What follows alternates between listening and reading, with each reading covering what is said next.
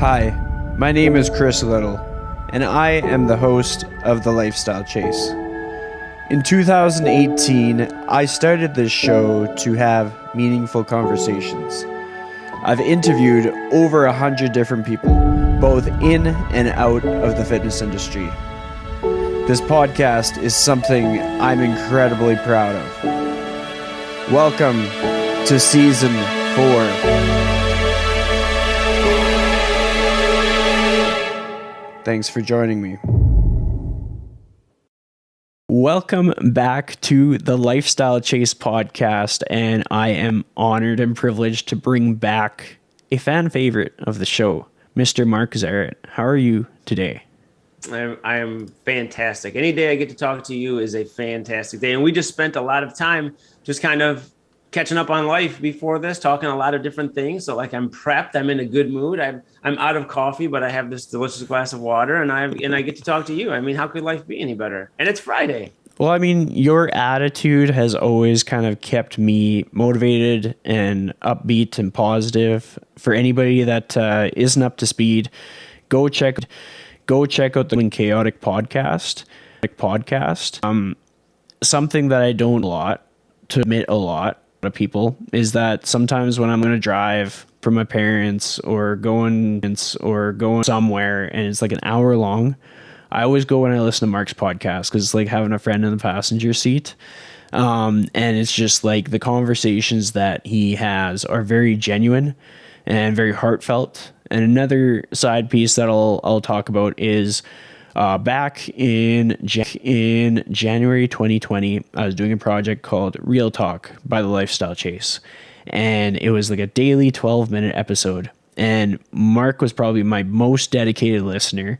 And I came across a time probably pretty close to when I stopped doing those daily episodes. And the big part of it because I was just putting out so much content that people could hardly keep up. And I knew that I needed to stand by the sentiment of less is more.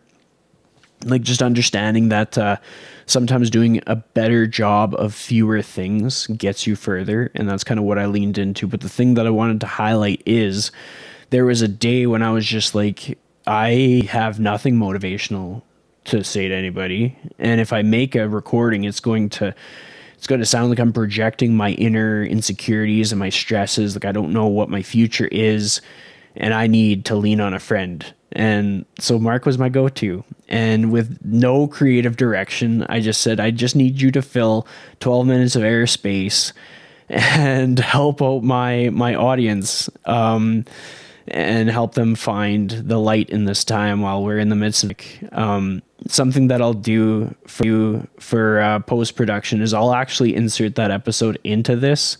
So you're going to get a bit of audio, probably about maybe 12 minutes of audio in the middle of this episode. So that'll be a nice little bonus. Welcome to Real Talk by the Lifestyle Chase.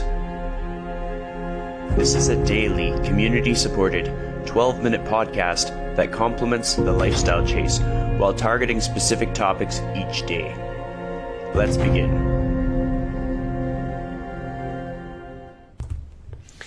Hello and welcome to Real Talk. Unfortunately, we do not have the beautiful, wonderful, and gracious voice of the one and only Chris Little today. You are stuck with the semi-gracious and semi-annoying voice of Mark Zarate. But I am pumped, I am honored, and I am excited to be on the Real Talk for a little tidbit. I've never felt more pressure than I have right now. You know, on my podcast, I just rant and rave and talk, and there's really no repercussions. But this is the Lifestyle Chase. And I have to be on point here. But instead of being super detailed and diligent with everything, we're going to treat this like a cool, calm, and chaotic podcast and just kind of go off the cusp. Because, you know, I could get on here and I could talk about health and fitness. And I had a little list of things that I would like to talk about. But, you know, something just popped into my head. And I think it's really relevant to be on this podcast doing this quick little rant. Because one thing that has stood out in this crazy pandemic time, these weird moments of potential angst, anxiety, fear that maybe we are all going through. I think to some degree we are most certainly all going through. It's really easy to go into mind jail and let our minds wander and live in this kind of unsured fear. But you know what is extremely, extremely helpful in those situations is just having good people in your life. And I mean, there are no better examples of good people than Chris Little, am I right? If you are listening to this podcast, it is because you know that, you are aware of that. And, as we sit in these moments of unsureness, I think a lot of us maybe are, at least I am, have been reflecting a lot on the past, on the present, and where we're going in the future. But as I think specifically about the past, a lot of things stand out to me. But one thing that has certainly been prominent is this idea of being there for other people. Something that, it resonates with me tremendously. It's maybe the biggest life lesson I've ever learned, and it's something that I've spoken about probably a decent amount in the past. But it is so significant to be there for other people. And I think that in times of stress, in times of distress, in times of struggle, that is when that shines the most. And what better, what greater examples are we seeing than right now with everybody helping out across, whether it be your local communities or the world at large, and helping out in some way. Being there for other people, it is unlike anything else. And it is truly felt when you are on the receiving end of having people be there for you. We are all going to go through times of distress. We are all going to go through times of struggle. Right now, unfortunately, the entire world is going through that. So we could look at this as like a negative. We could look at that as a way to get us down, or we could look at this as an opportunity to step up and be there for other people, whether that be supporting your local businesses, whether that be supporting local restaurants, whether that be reaching out to a friend through Zoom, through a text, through whatever, or actually using our skills, our talents to somehow better this world. And I think that, in this reflection, in this introspection on being there for other people, I've been really thinking a lot about, and maybe you have too, about asking this question of, how can I be there for other people? What can I actually do to support other people? And outside of, supporting businesses and reaching out, it's made me think a lot about, what are all of our unique talents? It's been so amazing looking at companies, right? Looking at companies transform what they do to meet the needs. So to make masks, to make parts that can maybe help with medical equipment, to help promote gloves or other things like that, or to help support items that can go towards hospitals or other areas of the world or in their own area. A lot of people stepping up to make lunches, to provide shelter, to provide clothing for the less fortunate in these times. With all of the schools being out, there's a lot of help going toward food banks and things like that.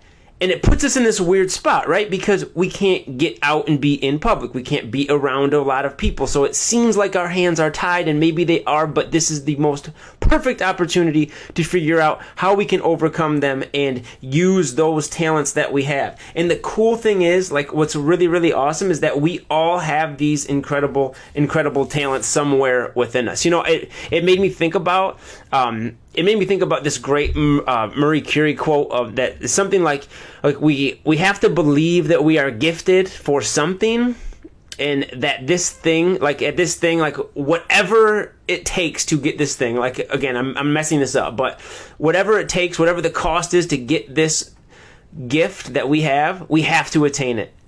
It's a must. We must attain this thing. And right now, I think we are all in a position that we both believe that we are gifted in something, and that whatever it takes, we attain that gift, and then we have to put it out into the world, right? I think it's very, very important to put it out in the world, because I think that not only do we all have our own gift, but the world needs to see and benefit from this gift. And it's really, really cool to think about, right?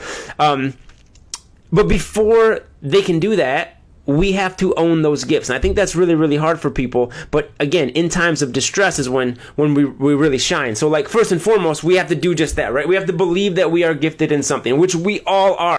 So think about that. What are your talents, and what can you offer the world? Whether that be your community, your county, your state, whether that be actually reaching the world as a whole. Maybe you have some type of gift, some type of talent that could be used and exported to any part of this world. Or maybe it's just your own personal world, in your own household, in your own head, to help get you through this. You have something that is beneficial to moving the needle of this world forward into positivity instead of keeping it trapped in this negative prison that a lot of people are in right now. And it doesn't matter if you live in Edmonton, Alberta, or Slave Lake, Alberta. It doesn't matter if you live in, Kamloops, British Columbia, or Cartagena, Colombia. You could live in Romeo, Michigan. You could live right in my neighborhood, or you could live in Rome, Italy. You could live in Africa. You could live in Luanda, Angola. You could live in Dhaka, Bangladesh. It does not matter where you live. You have a talent. You have a gift, and people in this world could benefit from them. So maybe this is time to think about that. I think this is a wonderful, wonderful opportunity. Maybe you're stuck in a negative mind space too. Maybe you're stuck in this pessimism, this pessimistic trap, which is very easy to do. I mean, if you turn on the news, it can seem overbearingly grim. And the best way to fight darkness is to put light into the world. So, like, what can you do? Can you sew? Can you knit? Can you tailor in some form? Look at all the people that are now making masks, making things to help out in the medical world. You could do that. Are you like a gardener? Are you a farmer? Do you have, agricultural skills? Can you use that to promote, to help, and to fill a need in this world? Are you a musician? Are you talented in the arts in some way? You see all these people putting on like live shows all the time. There's live video streams on Instagram and on Facebook and all over the web that are bringing joy, excitement, relief, and entertainment to a world that desperately needs all of those things. Are you artistic? Can you paint? Can you make crafts? Are you arts and craftsy? Can you build things to send to hospitals, to send to nursing homes, to send to those people that cannot get out and presumably won't be able to get out for a long time? Are you into fitness? Can you can you help people out who are stuck maybe in this laziness trap, this prison of lethargy? Lethargy? It's a weird word, isn't it? Being lethargic. It's really easy to be lazy, lethargic, and just eat snacks all day, right? Can you help people out in that way? I don't know what your talent is. Maybe you don't know what your talent is. Maybe you don't even believe that you have that deep talent, but you do. You have something to offer this world. We all have something to offer this world. I think it's time to harvest that. I think it's time to perfect it maybe. Maybe you don't know it exists, and now it's time to simply find it. Because when you find it, you can utilize it and get it out to a world that desperately needs it. And let me tell you, I don't even need to tell you this. Deep down, we all know this, that we are all going to be in a time of struggle. We are all going to need help at some point. God willing, you are actually doing rather well during this pandemic. Things are okay. There's a lot of people where it's not. And maybe things are okay, but you know what? We're going to hit lulls. We're going to hit doldrums. There are things that are going to irritate us. There are things that are going to overwhelm us. We're going to have those emotional moments of burden. And it's going to be excessively and incomparably significant when somebody is there for us. Regardless of what you believe in, I think we all can agree that the world kind of has a way of cycling things back to us too, right? I think when we do good, we receive good. When we spread goodness, goodness flows. And now is the time for that. I think during this time of pandemic, we should exercise and eat right? I think that we should move our bodies as best we can. We need perfection. We should just do all of those things. I think we should keep up on all of that. That's great. And whether it be me or Chris or anybody, we could sit here and we could rant and rave about those things. But I think more importantly, now is the time to harvest our talents and get them out to the world and be there for other people. I think that would be awesome. I think that would be wonderful. There's a great African saying that says, if you want to go fast, go alone. And if you want to go far, go together. And you know what? That's what we need right now. We don't need to go fast right now. We're all going to be in this for a while. We want to go far. We want to get through all of this. And we want to get through all of this together, because that's the way that we're going to do it. And your together can be your own local community. Could be your state. Could be your province. Could be across the globe. Now's an opportunity for us to all go together. Be there for people. Maybe that's the message. I don't really know what this message was today. I'm just thankful for the opportunity that we have to make the most out of all of this. If nothing else, on this daily real talk, tell somebody you love them today. Reach out to someone. Maybe tell yourself you love you today. Smile. Find that positivity. Life is good. It may not seem like it, but life is good. Let's all be there for everybody.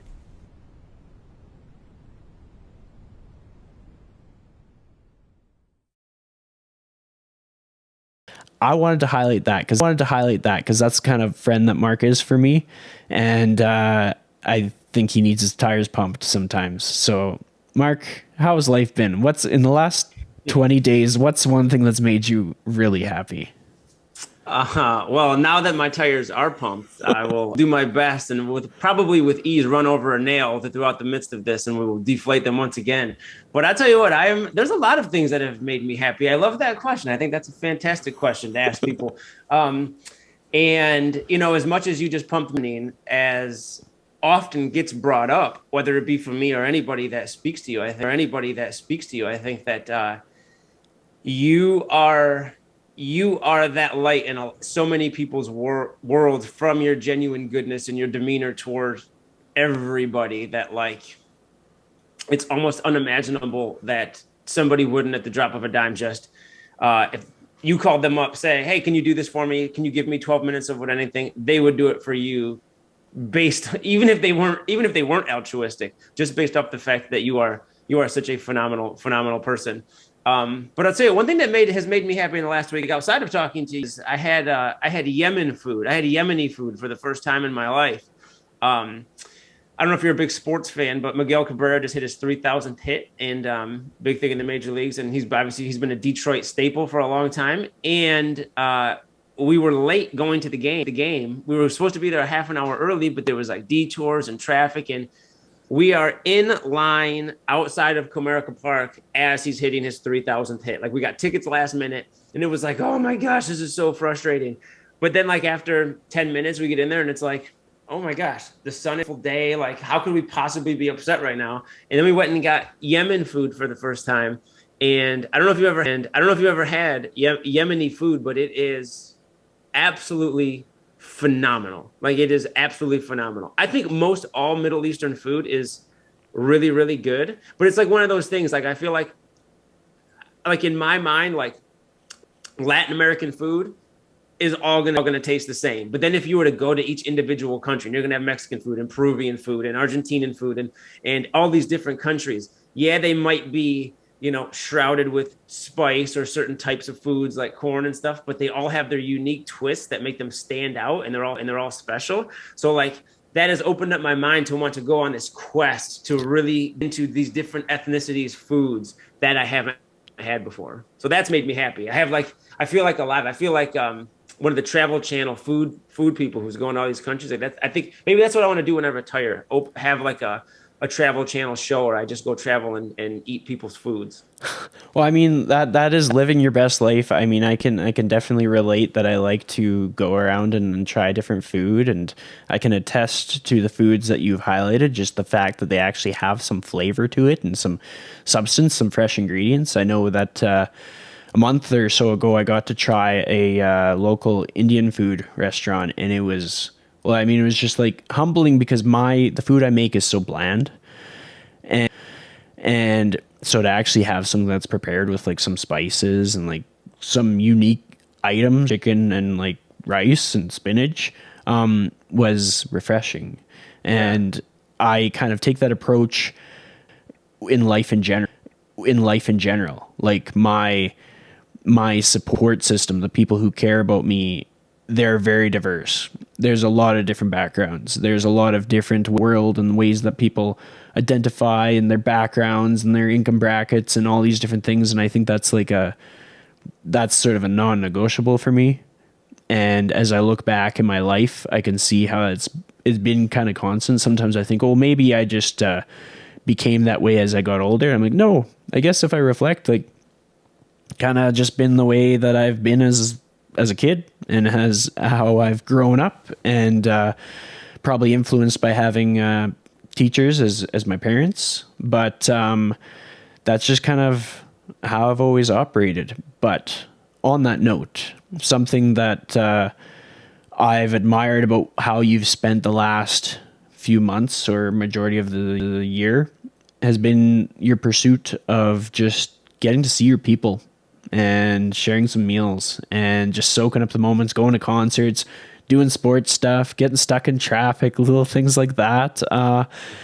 What has been some of the things that you would consider as highlights during that process, being able to actually go out and do stuff? I mean, that in itself has been tremendous. Just that in itself. But over spring break, definitely one of the highlight trip we took. It was kind of a last minute thing too, which kind of made it even that much more awesomer in my mind. Is we were like, okay, we're gonna go somewhere on spring break. We want to go to Florida. Like some of our friends were going to Florida. They have a place down there, like in St. Augustine, and we had went to Florida around Thanksgiving time. I think sometime towards the end of last year, and I hadn't been since I was a little kid. I didn't really go on many vacations like younger, but like I love traveling, and like when you get the travel bug, like it sets in deep, like it's ferocious. So now I have it something fierce right now. Like on a drop of a dime, I would travel anywhere. But instead of flying, because we were looking at all these different places, and like just some of them are super, super expensive. Like to fly to Florida from Michigan is pretty cheap. Other places in the country, it definitely mounts up pretty quick.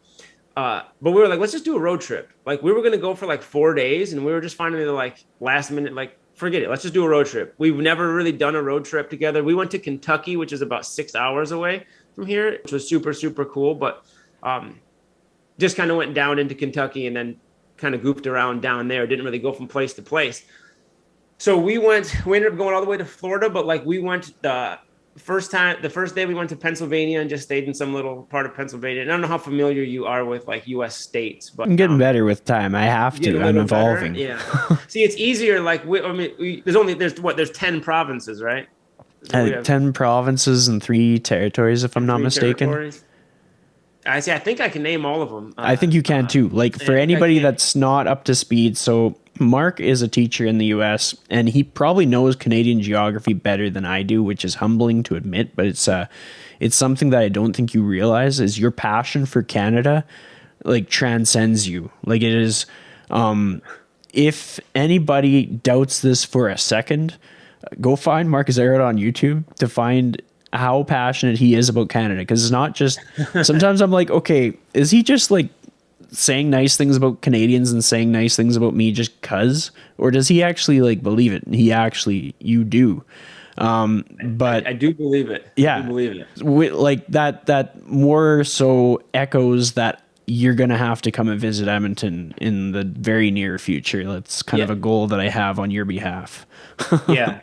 I absolutely do. And like we were just talking about, and you fill me in that there's far more to Banff than Banff. Like there's this Canmore, this more that I would love to come visit. I want to go out to the west side of Canada tremendously, like certainly out to British Columbia on the coast. Like one of my dream trips is to fly out to either San Francisco or somewhere in Northern California or just Oregon, and then do like the trip up all the way into Vancouver, like up the west coast of the country. But like, what better thing to do than to make it up to British Columbia and then just make the trek over? Then go east, young man. We'll go the opposite and head into Edmonton, because I really, really want to go to Edmonton, especially more that like outside of all of you cool guys that live up there, all of my Edmonton friends now. Like, it certainly just seems like a super, super cool city. And you brought up like the diversity of it. It seems like Edmonton in itself is very, very diverse. A lot of we've spoke about this before, like the diverse backgrounds that kind of envelop all around Edmonton seems pretty cool. But it's weird, this kind of speaks to everything. I've grown to like the idea of unity far more than diversity, because within the diversity, like being united, and like Edmonton seems like a city that has all this diversity that is united. I mean, e pluribus unum, it's on all of our dollar bills. Out of many, one. Edmonton seems like this super welcoming, loving community of all these diverse backgrounds. And I don't know where I was going with that. So Canada, that's what Canada is to me. Like such a vast landscape of geographical features, and like just the most beautiful types of land and nature that is so big. It's like, where would you even begin? Like, I would love to go to the side of Canada and even through the middle, obviously, But like one of my other dream trips is to head to the East Coast. Like I would love to go into Nova Scotia or like Prince Edward Island and then find my way down the entire East Coast, the United States. Like there's so many cool things to think about in the whole world, but I think that Canada specifically has a unique variety of just overall like goodness and awesomeness that it's like, I mean, outside of the United States by nature, I'm an American. Like, I just love Canada. Like the people, everybody I've ever met from Canada is just a genuinely phenomenal person. I can't speak highly enough about Canada. Well, I mean, I'm going to give you some insight as to what I've learned in the last few years of connecting with people from different countries and different lands and doing a little bit of travel here and there. First bit of insight is, so when I went to the Kansas City Fitness Summit, and to kind of like fill in the storyline here for anybody that's tuning in, we will mention Alex McBarty many times in our episodes together. And I actually got to meet Alex for the first time when I went to Kansas City. And before I went to Kansas City, I didn't have any idea what to expect. And when I got there, it felt like it was more green in Canada that I've ever experienced. And like, I live 3 hours away from all these mountain parks and stuff, but like I was humbled with just how beautiful the United States is. And as far as diversity goes, like people will always find themselves in that sense of grass is greener on the other side. Everything that you see in Canada, you have. And that's kind of a beautiful thing to acknowledge, because anybody can apply that to their respective situation. When you see a strength in another human being, you exhibit that strength. And the joy is going to be in the process of finding that in yourself. So from like a geographical standpoint, when you are seeing that people are able to kind of come together and work together and stuff, it's not that there aren't times when people aren't able to. And that's what makes it so similar. So go ahead. No, go ahead. Finish that. So where I live, what I've experienced is that as the world has changed and as people have come together to support one another, neighborhood demographics have changed. People's daily routines have changed. People's interests have changed. And in a lot of ways, there's many opportunities for unity, but it's of self-awareness to find that. So for example, having the self-awareness of like what I enjoy and how I enjoy connecting with people. I connect with people over fitness and conversation, and that's what's created the unity that I have. And then you have that common ground in that capacity, and that's what's connected us. So I guess what I'm saying here is, if someone in a position where they can't travel across the border, they can't travel to another state or another province, every bit of beauty that you are seeing in that far off land exists in your backyard. Sometimes it's not going to be quite how I spell it out. Sometimes you're going to be going through some turbulence, or sometimes it's just going to be hard to see optimism in the current state. But it does exist, and the more you're able to identify it, the more you're able to situation. Like, I can sit down and work on some remote work, and I can hear kids playing outside, and sometimes those kids playing outside mess up the audio on a podcast or something. But when the podcast is done, I get to realize like I'm in this really cool community where people are getting to ride a bike for the first time, where they're making their like childhood best friends right now out my window. And just that change of perspective changes it from being in this neighborhood where it's just like noisy and obnoxious, to being in this neighborhood where like big things are happening. Like that could be like a superstar soccer player in a decade. Like that could be like a very inspirational business owner one day, because of just what they went through, similar to what you go through, similar to what I go through. So perspective makes a huge difference. Canada isn't anything special, although we appreciate your appreciation of us. Mm-hmm. The United States is also equally pretty cool. And that's an evolution that I've learned through just my conversations with Americans. I would have to say my day is split up between like talking to 70% Americans and 30% Canadians some days, whether it be based on like just check-ins or social media chats or work stuff. And that has taught me to realize that what I have right now doesn't suck, and what I can go and attain through visiting and sharing of food and adventures and explorations is equally good. So to bring it to a full circle moment, when you come to Canada, if you told me you're going to go to Vancouver or Victoria, I'd just meet you there. And we could I'd just get the Edmonton guys to meet us there too, and that would be equally good. And when you go to Scotia, we'll just call it like my bachelor party or something. We'll try and line up the dots for that. We'll just go to Nova Scotia for my bachelor party. I am 100. I can't wait. I can't wait for your bachelor party. Yeah, I don't know how I'm going to make that come to fruition, but when the day comes, pretty good chance you'll be there. We'll deal with that when it happens. We'll deal with how when it happens. Yeah, we'll cross that bridge when we cross it. But like, having said all that, like, you went on these adventures and you went and shared food with your friends and you did workouts while you traveled and you recorded a podcast while you were in the car. Yeah, what were the things that kind of gave you like aha moments where you were just like, oh man, like I would have never thought to do this, or oh, I'm really glad that we did this thing last minute? Like, what were the moments that kind of stuck with you? The moments that kind of stuck with you that kind of change how you make decisions going forward? Oh, there was actually quite a bit, and I'll end with what you just kind of embedded within that little talk there, which was fantastic. Is one, I think we could do a 7-series episode on just perspective and how I'm a very big perspective person. As much as you can't let that dictate your life, like perspective changes everything, and it's optimal for living more life in general. Because like you said, you have a perfect example there, which may seem very minimal in the big picture, but like you could view the interruption of kids laughing as a nuisance and as a frustration, or as such a unique opportunity to be a part of, whether even from a distance when they don't even know you're a part of it.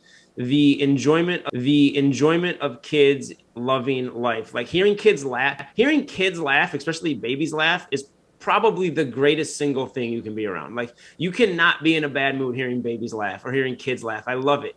And if you have the right perspective, even if it is disrupting a podcast, even if it is whatever, if you change your perspective, not only is it true, but it changes your own personal feelings, your own personal demeanor, your own personal attitude. And that will manifest itself into greater things moving forward. And I truly believe that for everything. But we'll shelf the perspective now. But the other thing is that you brought up, which is what I'll lead back to, is it is so true that like you have a lot of things in your own backyard, and it's super easy to take things for granted. Geography is a great one. And I find this happen all the time when I travel. The most prominent one, which I talk about a lot, is when I went to Ireland and going through the Irish hills. It was just so like truly majestic looking. And you go to the Cliffs of Moher and it's like, this is unbelievable. Like, how could God create these unbelievable things? I live in Michigan. This is terrible. Like, I want to live here. You just get overcome with like the moment. But then you get back and you realize like, man, there are so, like, I live in Michigan, and dude, I can't wait till you come to Michigan, because Michigan it's the greatest state in the union.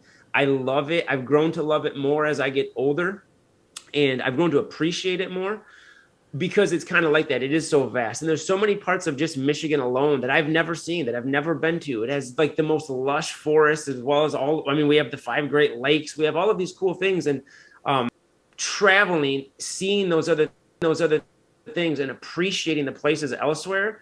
Not only is it really cool because it opens up your eyes and it makes you see the beauty of the whole world and all these other things, but it makes you appreciate what you have more. It makes you focus more on all the things that you actually have when you do get back. So the best thing you can do, because you should see other places. Like, this world is so big and so amazing. While we're here for the limited time that we have on this earth, why would you not try to experience all of it?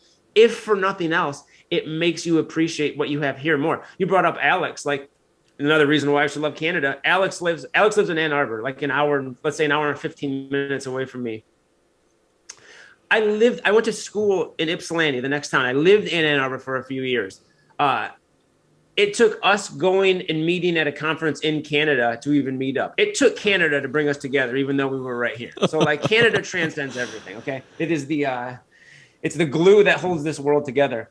But, going back to the trip, like you brought up all of these things and why I said all of that, like making you appreciate things. We took this trip kind of last minute. We ended up stopping. We had a few things we wanted to see. We wanted to see this show in South Carolina, this little concert. It was this free beach concert.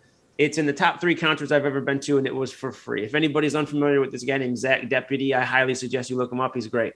But aside from that, we're driving by DC, and she's never been to DC. I was there once a long time ago, didn't get to do too much. And we're like, we're right here. Like, let's just stop in. So we stopped, and we were there for all day and got to see the White House, Lincoln Memorial, all these things. We went to Arlington National Cemetery, and we weren't good. And that was a perfect example of why I loved the road trip so much. And one of the big things that I took away from it is it doesn't matter plan or not. Do the things that you want to do while you have the opportunity to do them, because they're not always going to be there. And you can take that and apply that to every day. Like there's a certain point in time, you just have to say F it. Like obviously you're not going to go against your morals or ethics or something that's going to certainly put you in a big detriment. But like a lot of times we make mountains out of molehills, and we like to dwell on like the worst possible outcome for things, when in reality, the worst possible outcome is probably never going to come. And like it prevents us from doing a lot of the things that we want to do. So like we go to DC, put us back like an entire half of a day. We ended up after that going to Virginia Beach, and then it made our night miserable. Like we had to find this other hotel that we weren't going to have. And like we got there like at 2:30 in the morning or some really late time. And like that was kind of miserable. But then we woke up the next day and it's like, we saw DC. Like that was awesome. That was absolutely fantastic. And we lost a little bit of sleep on a road trip. Was it that big of a deal? Not at all. So like those type of things it really made me realize like, this was last minute, and we ended up spending way more money than we initially would have if we just flew. But every single penny was worth it, because every single stop, every single experience just added to the storybook of our lives. And it was just like a super, super cool experience. And we made all of these stops. Like you said, we stopped and saw Chelsea's cousins in Virginia Beach, and we had dinner with them. And then we saw like all of our friends in Florida. We stopped and saw my cousin in South Carolina, then my sister in Knoxville. And then when we got back, when we got back into Michigan, before we got home, it's late at night, we met a group of my friends. So my best friend Russ put together this little like friends thing where we had this little friends dinner, and it was really, really cool, because that was like the last stop on our friends meetups along the way of everything else that we did. And it was another one of those things where it's like, we haven't seen each other. We haven't like got together like that in forever. And we're all right around each other. We're all in the same neighborhood, but it doesn't happen. And it's like, we go and we meet all of these people, and it was cool to culminate with that because it was more of a realization. Like we're not using it. Like it's so easy to take for granted so many things in your life. And, you know, it's not cliche. It's just a reality. It's much easier to recognize them when they're gone and it's too late. But it's like, it's a perspective thing. It opens your eyes. Like, why don't we plan this once a month? Or if that's even too much, once every other month. Like there's no reason you don't make time once every other month to get together with some friends. So it's like that, all that experience in such a short amount of time, outside of all the other cool things that we saw and did. Like you said, we recorded a podcast, we were on the beach, we got caught in storms and all this really, really cool stuff. The perspective of enjoying life while we're here is, it was really, really driven home. I for some reason I brought this idea up multiple times, like on it, maybe on my own podcast or a few other ones. Like one of these things that really changed in my life is that I heard this saying. It's like this Jewish saying that it's like God will ask you these questions when you get to heaven, and one of them is, did you partake in all the permissible pleasures while you were on earth? And if not, why not? You had the opportunity to partake in all of these permissible things, these things that you should do. We have this entire world of opportunities. Like, did you partake in all of them? And if not, why not? And how many times can you look back in your life? How many times can you look back in the last month of your life and be like, I had the opportunity or I could have sought the opportunity to do all of these things and I just didn't do them. Like, why not? Like, it's a preposterous thought. And money, time, fake obligations that we put on ourselves, adult responsibility, all these things, they're all important. They're all a part of life, but like, we have a lot more leeway than we give ourselves credit for. And, or me and you talked before this for a long time. And one of the things that you had brought up in there is like, you can get pretty analytical and you can get tactical, and you can really what it comes down to is be responsible and prioritize the things that you really desire, and then what it's going to take for you to get there. And when you put some structure in your life and you put some balance in your life within that structure, you realize you have a lot more time and opportunity and even money to do the things that you really desire to do. You just have to put in the effort to make them happen. And I don't know, that was a bit of, which I'm okay with, because that happens often when we get together. But every single time, that perspective was it. Like, every single stop was so awesome, and it made me so happy, and it opened up my eyes to taking the time that as much as I have the travel bug, while I'm not traveling, while I'm not making my way through Saskatchewan and Manitoba to get to Edmonton, enjoy the people, the friends, the families, the environment, the geography, the opportunities, the workouts, the everything I can right here every single day. Mm-hmm. I mean, you gave me so much to think about with everything that you shared, and I think a lot of people kind of feel similarly. And that's kind of the joy that I find. And when you come across a podcast episode where you're like, wow, like this person really shared a lot of life experience, that's where you get some value in going and like discovering what else they're up to. So just another reiteration that if you like what Mark is about, go check out his podcast and you'll be able to hear more of like his experiences, and even just going back to older episodes. I find enjoyment in hearing different parts of people's journeys to be able to kind of get that added insight. But a more specific thing that I wanted to talk about next is I just recently turned 30. So you got a few years on me. What I have found already in the few months that I've been 30 is that time is passing by so much faster. And so it's like the next part of this question is more so like just seeing your perspective. Like, do you find that when you reference time, like people's birthdays or like milestones, do you find like time is just like passing you by quickly? I think certainly time is passing you by quickly. Like, I'm going to be 37 soon enough. And I think anybody in any position of their lives, especially once you get past 15, because even at 18, you're like, where the hell did the last 4 years go? I'm supposed to be a freshman and we're graduating and it's exciting and you're still young and whatever. But like with each passing year, it's harder and harder to fully understand how fast time is going. I think that for certain, the number one cliche saying that is virtually impossible to fully internalize is that time flies. Everybody knows it. Everybody knows you're going to be 30, 40, 50, 70, 80, 40, 50, 70, 80, God willing. And it's all true, but like you don't actually realize it. Like very, very, very few people can enjoy the good old days while they're happening. They're a byproduct. And it's, to answer your question, I think it's a mixture of both, depending on the situation and depending on the moment that you're in. But you know, what's the saying? The days are long, but the years are fast. Like, that's everybody. The days go by sometimes super long, and it can be arduous. And depending on what you're in, it's very, very long. But then you look back at those milestones. You look back at the time that you graduated or people's birthdays, and you see, especially like if you see kids that you haven't seen in a while, and it's like, oh my gosh, you were 2, whatever, now you're 10, and that's like, you're just 2 totally different people. I have the opportunity to teach 6th graders, and then you won't see them for 6 years and they graduate, and it's like the most mind-blowing thing ever. Like, how is it possible that you're graduating? And 2, what has just happened? Why is this little kid's face on a grown adult body? Like, it just bugs you out. But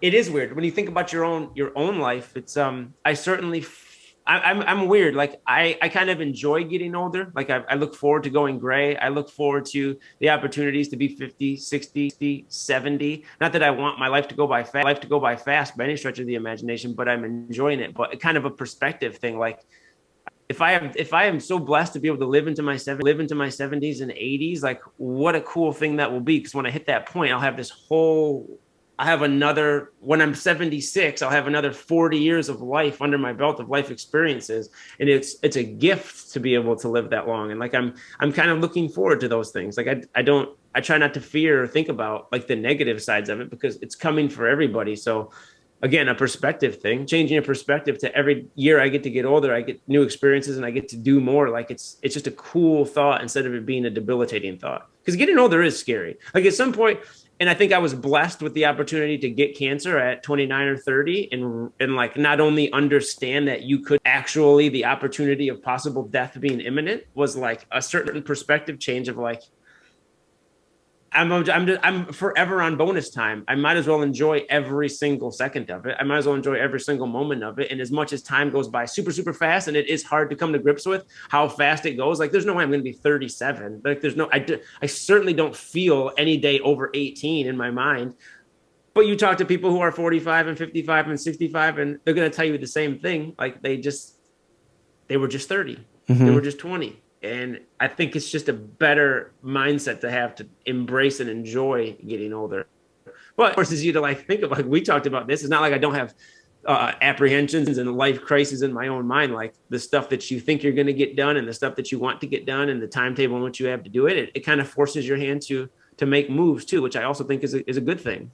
Well, I mean, one of the things that I often reflect on is just like having a sense of urgency as a result of knowing what I now know. And one thing that you pinpointed that is important that I think probably makes us both who we are with just like what we've experienced in life. I've talked about in the past about my essentially a near-death experience in a cross-country meet. And it's a bit of a long-winded story, but the thing that I want to hammer home is that a lot of people in my life weren't necessarily sure of what the outcome was going to be. And I wasn't sure of what the outcome was going to be. And afterwards I had to go for blood work and like there was things that were off and I was like, was this such a close call that my life is going to be changed? And when I started to realize that like, no, like I was going to be fine and things were stabilized after that, like near death experience, which was essentially heat stroke to the point of like being unconscious. When I realized that I did have a shot at like being able to do all the things that I wanted to do, then I placed more value on them. It is a huge influence as to why I kind of went it down the road less traveled. Like if I were to spell out my job description right now, like what I do for work, it's very unorthodox. It's something that I don't know anybody else who does it. And it doesn't just end at just being a trainer. It's just the fact that like I also do media consultings. I get to talk to all these people and this is what I do for work. And it was just that sense of urgency that I got from that experience, which you would share in your experience with having overcome cancer, and then having to continually like make sure that your health is in order and do all your checks. And like it kind of puts the foot on the gas and the life experience thing and kind of changes up our value system. Whereas instead of being so business focused that you don't make time for friends and family and stuff, you're so friends and family focused that you don't necessarily make as much time for business, which isn't a flaw or anything wrong. It's more of like a blessing and something that more people can learn from, because sometimes we forget how fast time flies. I think that sometimes people get so focused on like the outcome that they forget to enjoy the journey. And you can have an idea of what your outcome will be while also placing emphasis on the journey. The way that I would say that I do it is I talk to my parents every day. I visit them at least once every 1.5 weeks. It's usually once a week, but every so often I miss one, so I just call it 1.5. Have a group text with my brother. I try and stay connected with my friends, whether they're through the internet or locally. And one thing that has been a very strong value of mine this past year is just always remembering to stay humble through giving back to people who have helped me along the way, trying to be a beacon of hope for people who are struggling, whether that be in like a fitness modality or just another trainer who just thinks they're going to quit and they just kind of need some guidance or direction. Like just being one of the people that can help, and just always remembering where I come from. Like no matter what accolades or achievements I come across or wins that I have, I can enjoy those things and be like, yeah, I did it. But then I also need to trace it back to who gave me that opportunity and who gave me the advice and who believed in me, like who bet on me. Like the entire audience of the Lifestyle Chase is people who bet on me. And so thank you guys if you're listening, because I really appreciate that. That's something that I don't own up to as often as I can. With that being said, you talked about as you're getting ready to do this plane flight or this road trip, there's a bit of like apprehension, maybe some hesitation. You're like, okay, this is the last minute thing. What's the thought process that you go through to get over that and just get in the car and go? Get that bag mentality. That's a Chris Little right there. I love it. Now's the time. Get that bag. Yeah. That's what you do. You just say it's time to get that bag. What do we have? Like, I think what helps me is just, again, I don't want to beat a dead horse, but the perspective, like, what's the worst that happens? Like, just do it. Let's just try it and see what happens. So I tell people when they're struggling, like if you're struggling to find the motivation to work out and you're like, oh, I just don't want to do it, I just tell myself, let's just try it. Let's just start for 4 minutes and see how we feel afterward. Yeah. So then you realize that it's just done. You don't think about it. I'm going to start, and then that's it. Because 45 minutes, you have your whole workout in. That's it. Let's just do the road trip and then figure out how we feel about it, if it was a good idea afterward. Because the reality, again, is always we make mountains out of molehills. We assume that there's a tiger in the grass, but it's just a kitten. Like, what is the worst that happens? We took this road trip, and it turned out to be awful. Okay, we took a bad road trip that is now going to give us it's now going to give us a story for the rest of our lives that we can talk about and laugh about, like how dreadful it was. But that's probably not going to happen, and luckily that is not what happened.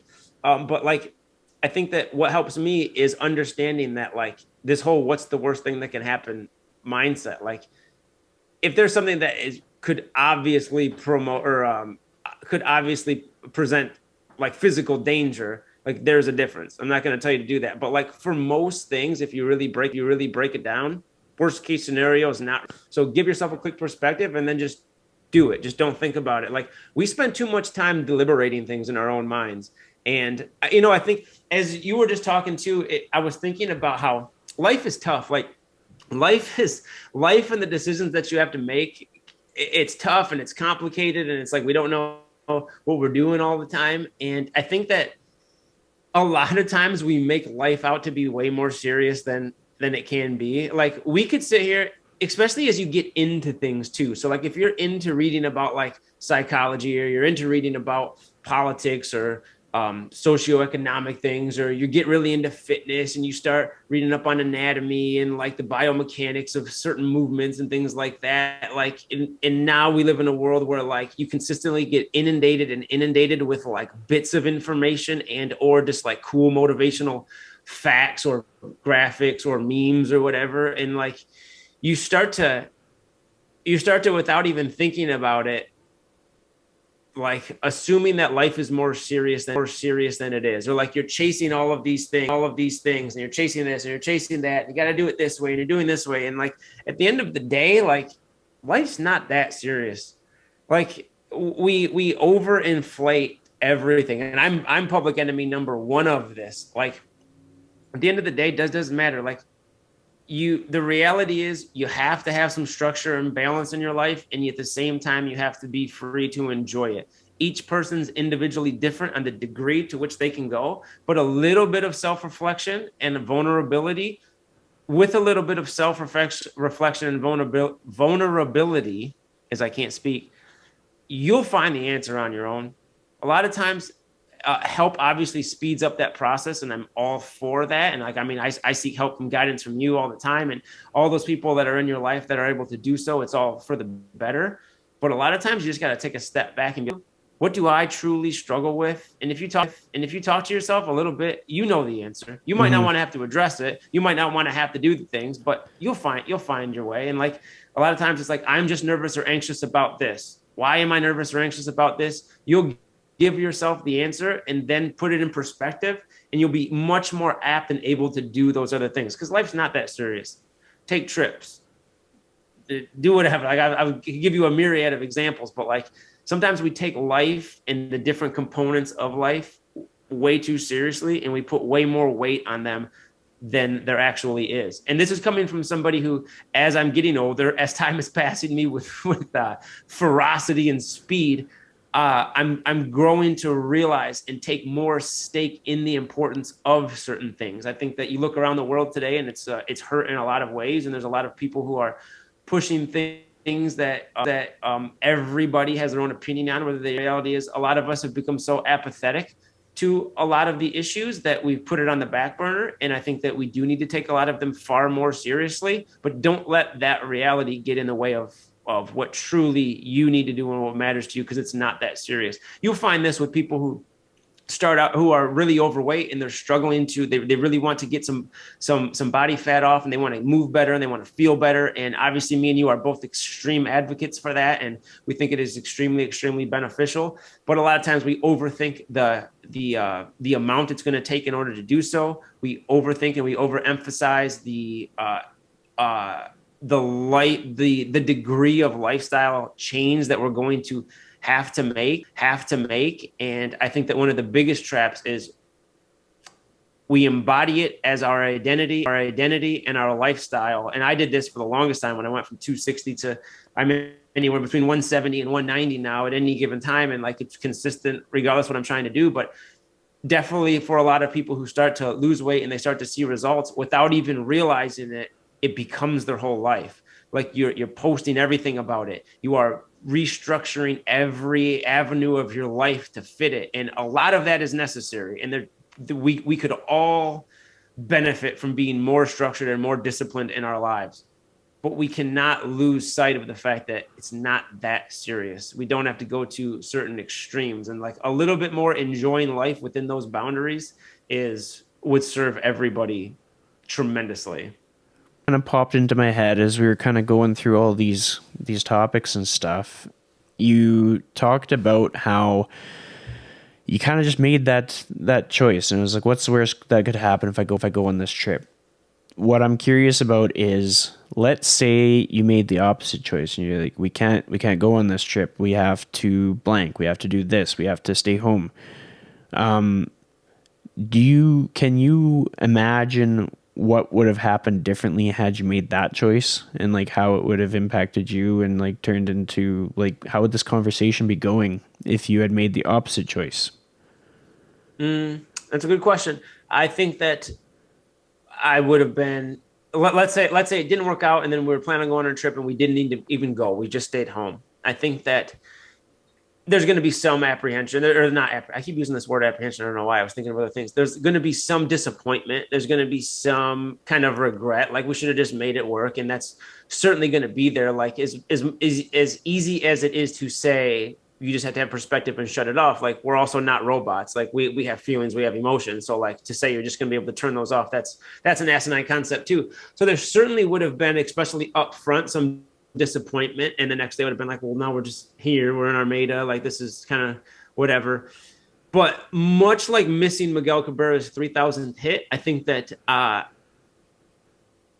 developed with certainly with the help of my wife, like being able to find those good things and to find the enjoyment in what we have, where we would have, if we were talking right now, we would have had this conversation like, dang, we were going to go on this big trip and we didn't end up going, and kind of a bummer, but we ended up doing this thing, and we would have found these things around here, and we would be having this conversation about, man, we found this little brewery like an hour away, dude. It was so effing awesome. Like, it was super chill place. We ended up playing darts, and then we took this weird way home, and like we found this new little town. Like, it was super cool, and that led us to look up whatever, and then that put us in a concert like 2 hours away, or we did this, or we found all these little local places, or like, since we stayed home, we reorganized something and we had a little get together here, and we tried this new dish. Like, we would have this whole other slew of stories that were in reality, I would say in our minds, but it's in reality,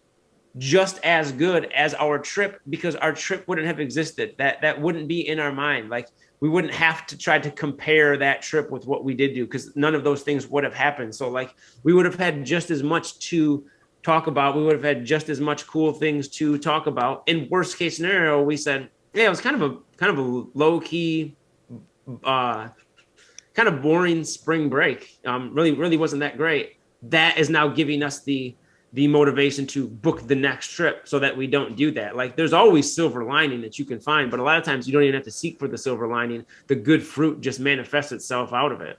Well, I mean, there's an important takeaway there that hopefully people are seeing, is that in both versions of what could have happened in your spring break, everything was kind of focused on like human connection and experiences.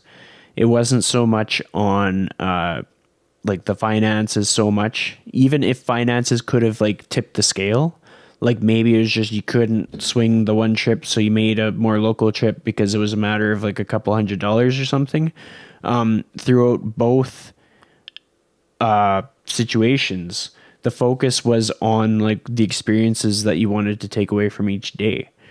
And so that can be a major key in anybody that's feeling frustrated with their situation, is to just kind of assess what they are going through and then look at what they want to have, and then just focus on having ways to collect that. So whether it be enjoying your local community when you can't make the plane trip, or enjoying the people you are connected with when you can't see the people that you are connected with, or like that you can't connect with. I kind of stumbled on my words but like a key example is like when people in your life can't make time for you, focus on the people who can. And that's like a big takeaway. That's something that can bring a lot more joy to your life, rather than focusing on what we don't have or can't have or didn't have, focusing on what we can have, and not necessarily focusing on the obstacle. Because a lot of people, when they come across that crossroads, they'll focus on what stopped them from doing that first thing, and then that'll take them down. They'll be like, I couldn't go on the trip because the airline canceled on me, or because the road was closed, or because my car broke down, and now I can't do anything. Mm-hmm. And you took it in a whole different direction that not very many people have the self-awareness to do. And you're able to kind of assess what you had in your area, in your vicinity, and then capitalize on it. And it is through the support of your wife and the support of what you've done in the past to kind of like tag onto. But I guess if anybody is still listening to us here, hopefully they take that as like sort of something to move them forward in their human experiences and moving towards their goals, is kind of focus on what you want things to look like that day, and then just find whatever you have access to make it happen. Mm-hmm.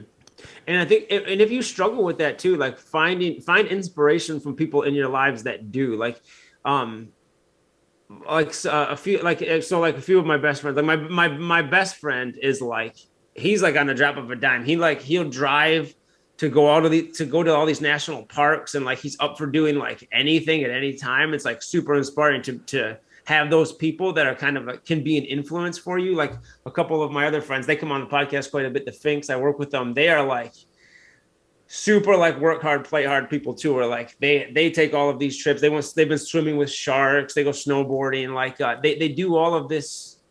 They do a lot of enjoying life in a multitude of ways. They do stuff with friends around here. Like, so like I have people in my lives where like when I do get caught up in something, or if I am in my own mind, like you look to those people for inspiration. And like, that's what's cool about social media and technology and just being able to connect with people, is you don't even have to know people. Like you can just see other people doing things that you respect, not in a comparative way to like, oh, look how good their life is and mine's terrible. But like find those people that you truly respect and look up to and admire in some way, and use that as inspiration to get you out of that, get you over that hump. You see somebody that you think's doing something cool, go do that. Like go do that thing, go make it a point to do it. And like anything, if you connect with somebody, you are far more apt to take advice for them and even just influence. Like it might not even be advice. Like you see somebody doing something that you have a connection with to some degree that you respect, it's going to give you far more motivation to actually do it. Absolutely. And I mean, we could take this podcast on for hours, but to keep people's attention and keep people captivated, we're going to bring it to the final question that I'll ask you for today. The questions evolve with time. So if you go back to Mark's past appearances on the Lifestyle Chase, you'll notice that I used to ask a question. It was something along the lines of, if you could give a person one piece of advice on how to live their life to the fullest authentic way. And then it turned, I think in the last couple of years, I've been using like, what's your challenge for the day? This next question is going to be something a bit more like Mark style. It's if you had a theme song for today, what would that theme song be? What song is your soundtrack for today and everything that you've encountered so far and everything that's to come? Like for my life today, or like just for your life today. Day. For your life today. Not for your life 10 years ago, just this specific day. This specific day. I'm torn between Bill Withers' Lovely Day, Bob Marley, The Sun is Shining. But I'm going to go with the Notorious B.I.G., Juicy. Okay. I have to have some type of like, everything's going to be all right type of vibe. And I mean, I feel like I'm in an old school hip hop mood today. And what better song than that? So I'm going to go with Notorious B.I.G. Juicy. Although as a background track, I'm going to say Bill Withers' Lovely Day. Love it. And I mean, I'll probably make use of that as I bring this episode out to the masses. I'll be able to kind of use that as inspiration for some of the reels and stuff on Instagram. How can people find you on Instagram? I don't often do this, but I want to make sure they can track you down. Yeah, they can just look up Zarate Fitness, at Zarate Fitness. It's like karate with a Z. Yeah. And I was actually in karate when I was 5 years old. I got all the way up from a white belt to an orange belt. So I have a lot of expertise to speak on in that regard, but that's it. Zarate Fitness. And you know what? I might put out a poll because I think I think I'm going to change that handle. I think I'm going to get out of Zarate Fitness and change it to something else. And I've been playing around with that. So maybe I'll throw that on as a question on my Instagram story. Like what should I change my name to and go through some options? Well, because I mean, like you said, like even how you evolved through the questions, like I feel like we all evolved. One of my favorite quotes is Muhammad Ali's, "The man who views his life at 50 the same at 20 just lost 30 years of his life." I feel like I have become a different person throughout the last 10-ish years, and like my whole me being me wants to promote far more than just fitness, like a lifestyle fitness type of thing. Yeah. So I'm going to change my name. Long-winded way of saying that. Well, but for right now, Zarate Fitness. It makes sense. And the funny thing is, I'll preface it with this. I've interviewed like probably about 2 people or something. And the number of them that have like changed their Instagram handle, and then like through all the production that I do, like on YouTube, if you're not subscribed, make sure to subscribe to Lifestyle Chase on YouTube. But on there, the Instagram handle is on most people's episode, unless I kind of want to keep them low key and like off the social media radar. Handle is there, but the number of people that have like rebranded since, and I used to be like, oh man, I'm gonna have to go change it. I'm like, no, like this is a time capsule. You go back and you see that they like literally changed their last name legally, or like they got married, or they just wanted a different handle on Instagram. And you get to see that everybody is a work in progress. Nobody has all. We're all just like doing our best day by day, picking our song, playing it, getting hyped, working hard, doing our best. Yeah. What if I wonder if you just saying that made me think like would that link change? Like if you let's say you linked to Zarate Fitness 3 years ago, and today like URL link still put you there, or would it change that URL too? It depends on how you do the URL, but that's like in a lot of cases. Sometimes I'll just say go to this handle, and I won't actually put the proper link in there. And that evolves better and better at my show notes. But we've got people set up to go find you, track. You'll be easy to find. I link your things to my things so frequently that in most cases, a lot of people already know who you are. But it makes me happy. With that being said, we will end this episode. I'd like to thank you so much for coming back on the show. It's like, this is like, you have like one of those VIP passes to the Lifestyle Chase. You just come in and go whenever you want. So it's kind of like you're an A-list guest on this show. It's the only A-list I will ever be on, and I'm pumped up about it. I'll tell you that, Chris. Thank you.